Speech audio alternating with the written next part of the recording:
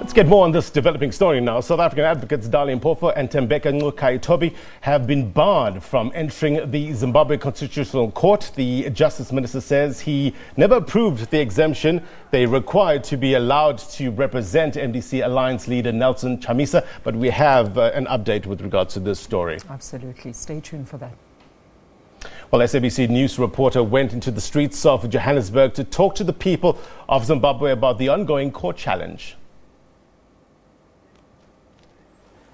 Barred from court, advocates Dali Mpofu and Tembeka Ngcukaitobi travelled to Harare yesterday, and at the time, the MDC Alliance said they had been cleared. They have accreditation.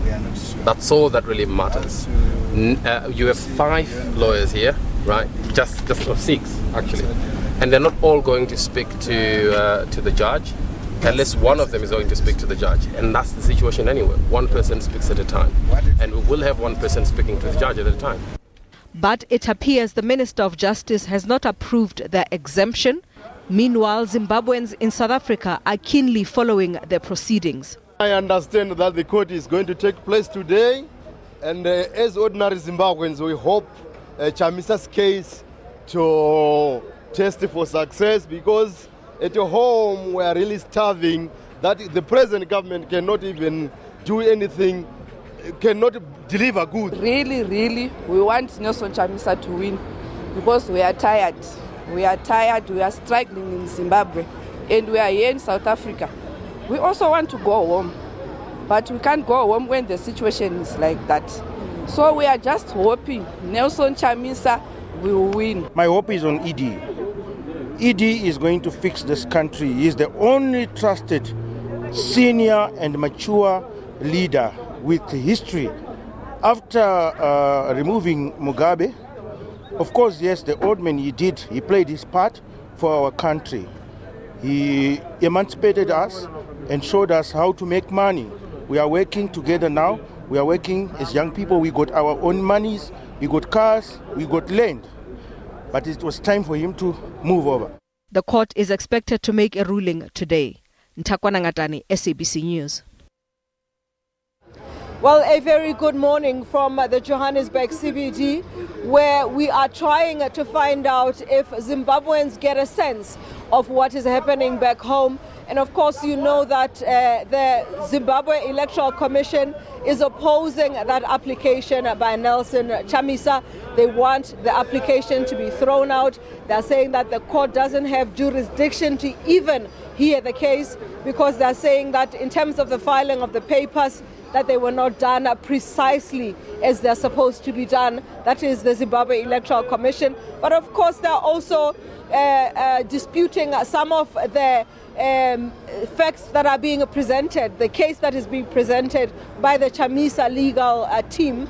They are saying that they don't understand some of the discrepancies. People had three ballot papers, but of course you know that the presidential vote managed to get the president-elect Emmerson Mnangagwa 50.8% of that vote according to the ZEC, and yet in the National Assembly election it was 69%. And some of the experts who have done the mathematics saying that in some instances there are discrepancies of even 300,000 votes, but the Zimbabwe Electoral Commission saying that that can probably amount to a reduction of 0.2% of Mnangagwa's victory, which still comes to about 50.6%. But of course, at the end of the day, what is expected to happen is that the Constitutional Court will either decide to uphold Chamisa's application, in which case we might see Zimbabwe go to elections again, or it may throw out the application, in which case then Emmerson Mnangagwa will be inaugurated as the president of Zimbabwe. But let me find out what some of the Zimbabweans here understand of what's going on in the Constitutional Court in Harare. That what do you understand to be happening in the Constitutional Court? Yeah, I understand that the court is going to take place today. And as ordinary Zimbabweans, we hope Chamisa's case to test for success, because at home we are really starving, that the present government cannot even do anything, cannot deliver goods in terms of economical situations. Yes. How long have you been in South Africa? Yes, I've been to South Africa. I come here and go back home every month, but it is since 2001. Yes. And I even voted. I was there in Zimbabwe. Yes. And what do you do? Oh, I'm looking for money from the street because at home I can hardly get anything. I'm just hoping Nelson Chamisa will win. Because really, we want Nelson Chamisa to win. Because we are tired. We are tired. We are struggling in Zimbabwe. And we are here in South Africa. We also want to go home. But we can't go home when the situation is like that. So we are just hoping Nelson Chamisa will win. And we are just praying and fasting that Nelson Chamisa will win the court hearing today. Some of the people that I've spoken to here are afraid to speak. Why do you think that is? Yeah, we know. Yeah, even me also. I'm afraid, but yes, it's high time that we can speak out. It's high time. We can't keep lying to ourselves. It's high time. We need a change in Zimbabwe.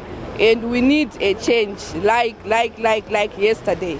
So we are just hoping Nelson Chamisa will win. My hope is on ED. ED is going to fix this country. He is the only trusted senior and mature leader with history. After removing Mugabe, of course, yes, the old man, he played his part for our country. He emancipated us and showed us how to make money. We are working together now. We are working as young people. We got our own monies, we got cars, we got land. But it was time for him to move over and hand over to the most trusted man, that was ED, and no one else. Of course, Chamisa, he's got his masses, but he needs to, I think he needs time to mature up. There's going to be his time, but for now it's ED. After removing Mugabe, it's his time. He must enjoy his plate. It's his time now. So we just pray that ED goes in there and fix this country forever. Well, there you have it. We have some of the Zimbabweans. I tried to get some of them to talk to me, and many of them here who are traveling say to me that they are afraid for their faces to be seen because they don't quite still believe that they are free to be talking in the media, to express their views. But of course, as the events develop, as the proceedings continue, we will follow them there from Harare in the Constitutional Court. Back to you in studio.